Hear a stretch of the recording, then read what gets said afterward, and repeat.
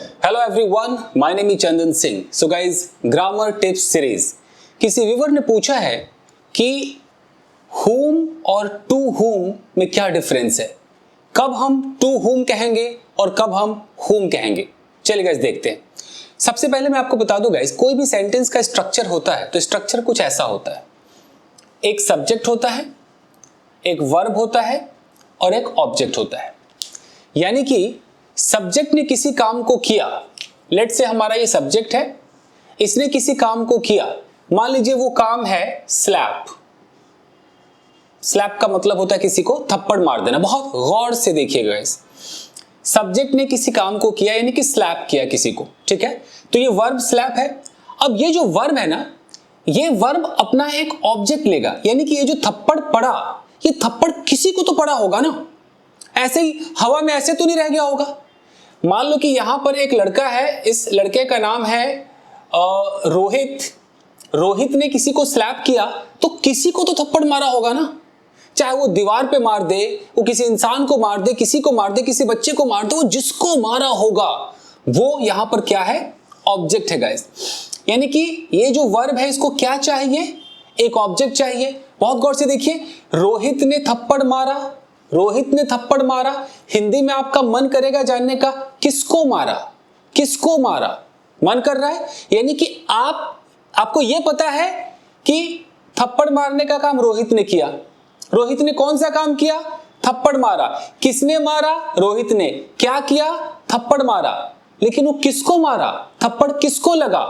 जब जब ये मन में सवाल उठेगा ना दोस्तों, किसको, तो आपको यहां पर क्या चाहिए, आपको यहां पर whom चाहिए, whom चाहिए। अंग्रेजों को हिंदी में नहीं पता कि whom का मतलब किसको है। अंग्रेजों को इतना पता है कि जो एक्शन हुआ वो जिस पर हुआ उसकी जानकारी लेनी है, तो हमें whom का इस्तेमाल करना चाहिए। मतलब whom एक ऐसा हथियार है दोस्तों जिससे आप ये पता कर सकते हैं कि सब्जेक्ट ने जो काम किया वो काम किस पर हुआ। थप्पड़ अगर सब्जेक्ट ने मारा तो थप्पड़ किसको मारा, वो थप्पड़ लगा किसको, ये थप्पड़ को रिसीव करने वाला कौन है। तो जो इस थप्पड़ का रिसीवर है ना, वही whom है। तो जब हम अंग्रेजी में सवाल पूछते हैं ना, हम कहते हैं कि अच्छा यार एक बात बता, रोहित ने थप्पड़ किसको मारा। ये हमारी हिंदी है, हम हिंदी में कहते हैं कि रोहित ने थप्पड़ किसको मारा। अंग्रेजों को किसको नहीं पता है। अंग्रेजों को इतना पता है कि ओके ये रोहित है और इसने थप्पड़ मारा। अब ये थप्पड़ जिसको लगा उसके बारे में मुझे जानना है, तो डज नॉट मैटर कि हिंदी में किसको आ रहा है कि किसे आ रहा है, मुझे ये जानना है कि थप्पड़ किसको लगा। तो उसके लिए अंग्रेजी में भैया आपके पास एक ही हथियार है, वो हथियार क्या है, whom है। ये whom ही आप उठाओगे। इसका मतलब whom बराबर क्या, whom बराबर ऑब्जेक्ट, whom बराबर क्या, whom बराबर रिसीवर। ऐसे अंग्रेज समझते हैं। वो हिंदी में किसको किससे रटते रह जाओगे, फर्क नहीं पड़ता उससे। देखो, तो अगर मैं कहता हूं whom, तो whom किसको रिप्रेजेंट कर रहा है, किसको दिखा रहा है whom, whom बराबर ऑब्जेक्ट। whom किसको दिखा रहा है, whom बराबर रिसीवर। रिसीवर क्या, रिसीवर ऑफ द एक्शन, इस स्लैप को जिसने रिसीव किया।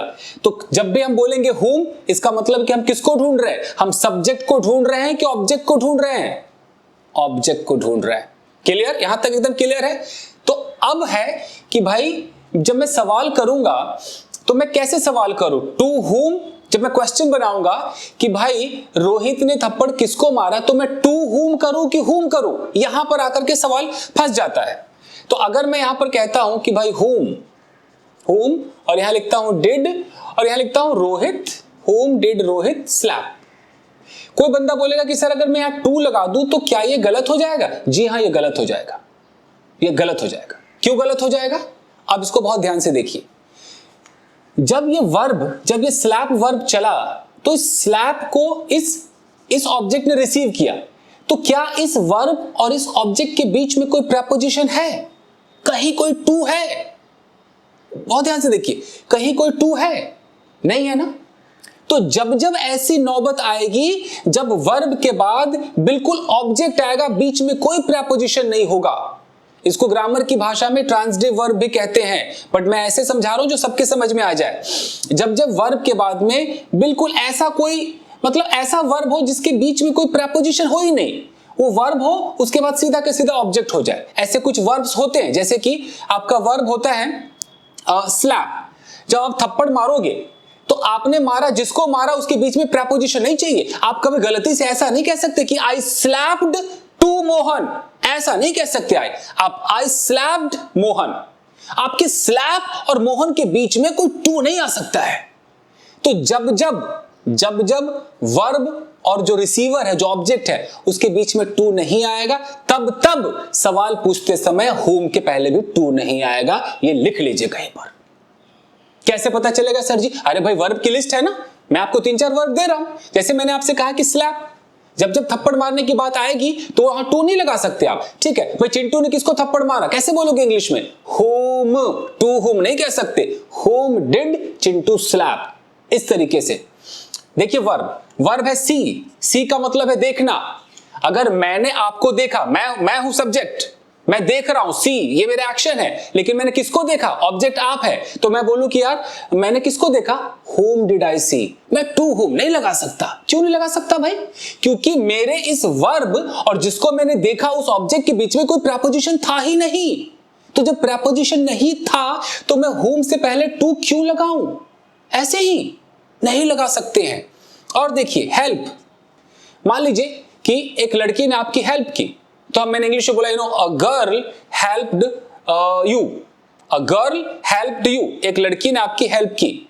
अब कोई सवाल पूछे लड़की ने किसकी हेल्प की, मतलब वो जानना चाह रहा है भाई लड़की सब्जेक्ट, सब लड़की ने क्या किया? हेल्प किया, लेकिन वो हेल्प किसको जाकर लगा? उस हेल्प का रिसीवर कौन है? कोई तो होगा ना। तो मुझे बस इतना पता है कि भाई लड़की ने हेल्प की, लेकिन मुझे रिसीवर नहीं पता।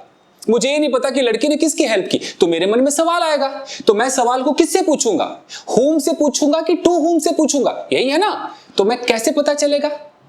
हेल्प एक ऐसा वर्ब है जिसके अंदर टू नहीं लगता है। जब आप हेल्प बोलते हो ना, तो हेल्प के बाद आप सीधा ऑब्जेक्ट बोलते हो, कोई बीच में प्रेपोजिशन नहीं बोलते हो। तो जब हेल्प में कोई टू लगता ही नहीं है, तो जब आप होम से सवाल करोगे तो कोई टू नहीं लगेगा। क्लियर, समझ में आ रही मेरी बात? आप कैसे बोलोगे यार उस लड़की ने किसकी मदद की भाई? Whom did that girl help. आप ये नहीं कह सकते कि to whom did that girl help, गलत हो जाएगा। Getting my point?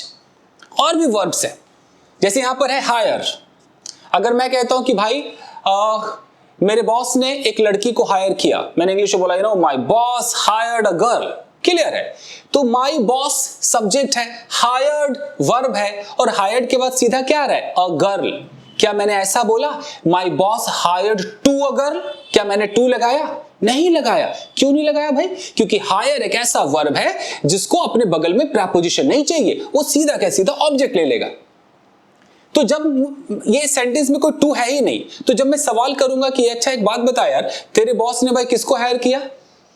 Whom did your boss hire?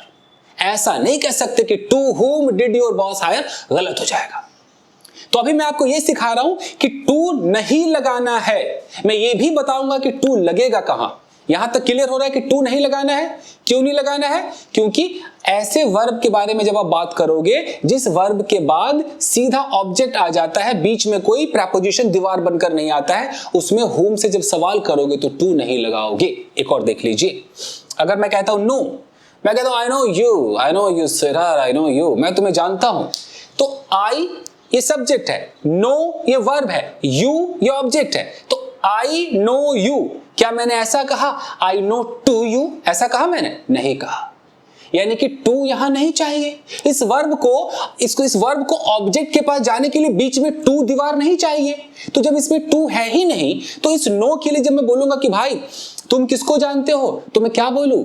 whom do you know। मैं ऐसा कह ही नहीं सकता हूं कि to whom do you know, गलत हो जाएगा। भाई मैं किसको जानता हूं भाई? whom do I know। मैं ऐसा नहीं कह सकता कि to whom do I know। Getting the point? To नहीं लगेगा। और देखिए लव कहने की जरूरत है, hey I love you, I love you. कभी आपने किसी लड़की से ऐसा कहा है सुनो ना I love to you, I love to you, ऐसा बोलेंगे? जिस दिन बोल दिया ना उस दिन वो आपकी नहीं होगी, भाग जाएगी, बोलेगा इसको अंग्रेजी भी नहीं आती ढंग से। तो आई लव टू यू नहीं होता है, आई लव यू होता है। तो उस लव और उस यू के बीच में कोई टू है क्या? नहीं है। तो जब मैं सवाल करूंगा ना कि अच्छा तुम किससे प्यार करती हो, तो मैं क्या बोलूंगा? whom do you love। मैं ऐसा कह ही नहीं सकता कि सुनो ना to whom do you love, to whom do you love, जी नहीं, हुम डू यू लव, कोई टू नहीं आएगा। क्यों? क्योंकि लव एक ऐसा वर्ब है जब ऑब्जेक्ट पर हो जाता है तो उस बीच में टू नहीं लेता है। I love you, you love me, getting the point. वैसे हेट है, यार वो मुझसे नफरत करते हैं यार, you know she hates me, कभी ऐसा सुना है? शी हेट्स टू मी, ऐसा सुना है? नहीं। तो जब मैं सवाल करूं कि भाई वो किससे नफरत करती है, तो मैं कैसे बोलूंगा? whom does she hate। मैं ऐसा कभी नहीं बोलूंगा कि to whom does she hate। एकदम क्लियर होता जा रहा है, एकदम समझ लो कि भैया टू नहीं लगेगा तो नहीं लगेगा, whom लगेगा इन वर्ब्स के साथ। जैसे ट्रस्ट, आई ट्रस्ट यू यार, आई ट्रस्ट यू, मैं तुम पर ट्रस्ट करता हूं, आई ट्रस्ट यू, कोई प्रीपोजिशन नहीं, कोई आई ट्रस्ट ऑन यू नहीं है, आई ट्रस्ट यू। तो जब सवाल हो कि भाई तू किस पे ट्रस्ट करता है, whom do you trust, whom do you trust, do you trust me, whom do you trust। Clear है? ऐसे न जाने कितने वर्ब्स होंगे गाइस जो अपने ऑब्जेक्ट पर जब इफेक्ट डालते हैं, ये वर्ब जब ऑब्जेक्ट पर इफेक्ट डालते हैं तो बीच में कोई भी प्रीपोजिशन नहीं लेते हैं। तो उन वर्ब्स पर अगर आप whom से कोई सेंटेंस बनाओगे उन वर्ब्स को रख करके, तो टू नहीं लगाओगे, एकदम क्लियर। अब आगे बढ़ते हैं गाइस। अब कुछ ऐसे वर्ब्स हैं जैसे गिव है, इन वर्ब्स को हमेशा एक रिसीवर चाहिए होता है, एक रिसीवर चाहिए होता है। कैसे? मैं एक सेंटेंस लिखता हूं, यहां पर एक सेंटेंस लिखता हूं, जैसे अगर मैं कहता हूं कि आई गेव, मैंने दिया, अ पेन, मैंने एक पेन दिया, टू मोना, मैंने मोना को एक पेन दिया। तो ये मैं सब्जेक्ट हूं, ये गेव, ये वर्ब।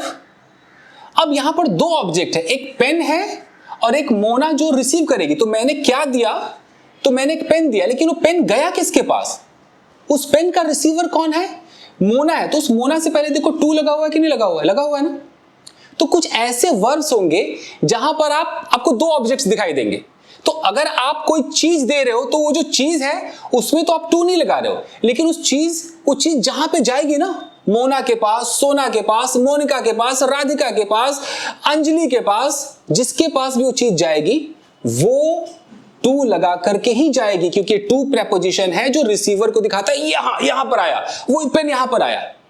तो जब जब आपको इस तरह से कुछ मिल जाए, वर्ब से पहचान लोगे, तब जब आप whom से सवाल करोगे कि भाई मैंने वो पेन किसको दिया या तुमने वो पेन किसको दिया, अगर आपको जानना है कि उस पेन का रिसीवर कौन है, क्या वो मोना को दिया कि सोना को दिया, तो भैया टू से लगाओगे। कैसे बोलोगे? टू whom, तुमने वो पेन किसको दिया? To whom did you give that pen। देख रहे हो? टू whom, टू से शुरुआत करोगे। क्यों? क्योंकि आंसर में भी टू ही आने वाला है, आंसर में भी एक रिसीवर आने वाला है। ये टू हम इसलिए लगा रहे हैं कि हम जानना चाह रहे हैं कि वो पेन आखिर कहां पे जाकर के रुका। या यूं समझ लीजिए कि जो वर्ब है ये, उस वर्ब में हमारे पास दो ऑब्जेक्ट्स है, एक पेन है जो कि चीज है, और एक वो पेन जहां जाएगा जो कि एक इंसान है, और उस इंसान यानी कि जो रिसीवर है, जब जब हम रिसीवर की इंक्वायरी करेंगे तो हम टू से ही शुरू करेंगे कि टू whom तुमने पेन दिया, did you give, to whom did you give the pen या अ पेन, जो भी आपको कहना है। Getting my point? एक और देखिए, जैसे यहां पर लिखा हुआ है राइट। अगर मैं कहता हूं कि आई रोट अ लेटर, मैंने लेटर लिखा, ठीक है, मैंने लेटर लिख दिया, लेकिन वो लेटर मैंने किसको लिखा होगा? कोई तो होगा जो मेरे लेटर को रिसीव करेगा। अगर मैं कहता हूं कि I wrote a letter to Karishma, मैंने एक लेटर करिश्मा को लिखा। अब कोई मुझसे पूछे, अबे तूने लेटर लिखा? हाँ लिखा ना। किसको लिखा भाई? अब किसको लिखा में वो क्या whom did you write बोले कि to whom did you write बोले, है ना सवाल। तो देखो मैंने लेटर लिखा, तो मैंने क्या लिखा? लेटर लिखा। तो एक लेटर भी ऑब्जेक्ट है, और किसको लिखा? करिश्मा को लिखा। यानी कि दो दो ऑब्जेक्ट है, एक व्हाट का जवाब देने वाला ऑब्जेक्ट है और एक whom का जवाब देने वाला ऑब्जेक्ट है। तो जो whom का जवाब देने वाला ऑब्जेक्ट है ना, उसमें टू लगेगा, टू लगेगा। अब आप पूछोगे आपने लेटर किसको लिखा, तो whom से नहीं पूछोगे, टू whom से पूछोगे। कैसे पूछोगे? To whom did you write this letter या a letter या that letter, ऐसे बोलोगे। कुछ कुछ तो समझ में आ ही रहा होगा, आ रहा है? और देखिए स्पीक है। अगर मैं कहता हूं कि मैंने सोनू से बात की तो मैं बोलूंगा आई स्पोक टू सोनू। कई लोग स्पीक के साथ विद लगा देते हैं, बट मैं टू लगा रहा हूं क्योंकि टू ही लगता है। I spoke to Sonu. तो आई स्पोक मैं बोला, मेरा बोलना किस पर गया? टू सोनू। तो टू लगा ना, सोनू से पहले टू लगा। अब कोई मुझसे बोले भाई तू किससे बोला, तो ऐसा नहीं बोलेगा कि whom did you speak, वो बोलेगा to whom, टू से शुरू होगा। to whom did you speak, to से शुरू होगा। लॉजिक समझ रहे हैं ना, मैं रिपीट नहीं करूंगा, समझ रहे हैं ना, वीडियो को बार बार देखिए। उसी तरीके से टॉक है, मैं बोलूं यार मैंने रेशमा से बात की तो बोलूंगा आई टॉक्ड टू रेशमा। आप लोग टॉक के साथ विद लगाते होंगे और टॉक के साथ टू लगाया कीजिए। I talked to Reshma. अब मुझसे कोई बोले ओए किससे बात की तूने, किससे बात की, तो क्या बोलेगा वो? whom did you talk बोलेगा? नहीं, क्या बोलेगा? to whom, टू लगाएगा। to whom did you talk, ऐसे करके बात होगी। करेक्ट? सेंड यार मैंने ना सोनू को एक मान लो एक गिफ्ट भेजा भाई। I sent a gift to Sonu, यानी कि मैंने भेजा गिफ्ट, किसको भेजा? सोनू को भेजा। टू सोनू, टू लग रहा है। अब कोई सवाल पूछे भाई तूने गिफ्ट किसको भेजा, वो कैसे पूछेगा? To whom did you send the gift, correct? इस तरीके से डिलीवर, मैंने यार आई डिलीवर्ड दैट प्रोजेक्ट या that product to let's say Abhimanyu. तो कोई बोले किसको तूने डिलीवर किया, तो whom नहीं, to whom did you deliver that product, to whom did you deliver, got it? अब यहां तक एकदम क्लियर हो गया कि whom से कब शुरू कर रहे हैं, to whom से कब शुरू कर रहे हैं, एकदम क्लियर हो चुका है। अब इस पे एक छोटा सा ट्विस्ट है। कई बार होता है कि अमेरिकन लोग, विदेशी लोग क्या करते हैं, जहां पे ये टू whom है, अब तक जो मैंने बताया वो एकदम करेक्ट है, ग्रामेटिकली करेक्ट है, कोई काट के दिखा दे, यूट्यूब पे वीडियो जा रहा है, कोई काट के दिखा दे, एकदम करेक्ट है। अब मैं आपको बता रहा हूं कि अंग्रेज लोग आजकल क्या चल रहा है। अब ये जो टू whom है ना, अंग्रेज क्या करते हैं, जब टू वाली स्थिति आएगी वो whom को who कर देंगे। ध्यान देना किस सिचुएशन में करेंगे, टू whom वाली सिचुएशन में। टू पे क्या याद रखना, वो whom को who करेंगे और सारा सेंटेंस बोल करके वो इस टू को लास्ट में ले जाकर के छोड़ देंगे। जैसे मैं बोलूं कि to whom did you give the pen, वो बोलेंगे who, ध्यान दीजिएगा, who did you give the pen to, and में प्रपोजिशन लगाएंगे। ग्रामेटिकली करेक्ट, बिल्कुल मतलब 100% तो करेक्ट नहीं है, बट इनफॉर्मल है, मतलब स्पोकन में चलता है, अंग्रेज लोग बहुत यूज करते हैं। जैसे अगर मैं ये बोलूं कि भाई तूने वो लेटर किसको लिखा, तो मेरा जो प्योर ग्रामर कहता है कि to whom did you write the letter, और अंग्रेज आकर के बोल के चला जाएगा कि who did you write the letter to, last में टू लगा देगा। तो ये चलता है, ये वर्जन भी अब मैं आपको बता रहा हूं। लेकिन अगर आप गवर्नमेंट जॉब की तैयारी करते हैं, बिल्कुल ग्रामर पे फोकस करते हैं, तो whom और to whom होगा, ये इनफॉर्मल नहीं होगा, बट स्पोकन में चलता है। ठीक है, तो और देख लीजिए, अगर मैं कहता हूं कि भाई तुमने किससे बात करी, तो करेक्ट अंग्रेजी में होगा कि to whom did you talk या to whom did you speak। लेकिन एक अंग्रेज आपसे बोल के चला जाएगा हे who did you speak to, who did you talk to, ऐसा बोल के चला जाएगा। तो आप समझ लेना कि अच्छा इनफॉर्मल इंग्लिश है, लेकिन बात वही। कैसे हम कहते हैं कि अगर मैं एक राजा होता तो अंग्रेजी में होता if I were a king, लेकिन एक बंदा आकर के बोलेगा if I was a king, क्या कर लीजिए, स्पोकन में चलता है भाई। बट हमें दोनों जानना है ना कि करेक्ट क्या है और आजकल चल क्या रहा है इनफॉर्मल स्टाइल में। तो एकदम क्लियर है, बस गाइस इतना, इससे ज्यादा नहीं। अगर आप चाहते हैं कि आपके सारे सवालों का मैं सही जवाब दूं, तो भाई वीडियो को लाइक कीजिए, नए हैं तो अभी जुड़ जाइए। इस चैनल पे आपको वो मिलेगा जो आपको कहीं नहीं मिलेगा, ये गारंटी है।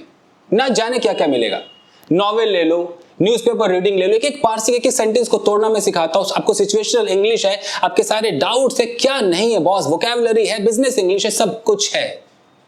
जुड़कर तो देखिए। थैंक यू गाइस, आप इसका स्क्रीनशॉट ले सकते हैं। चलता हूं, थैंक यू।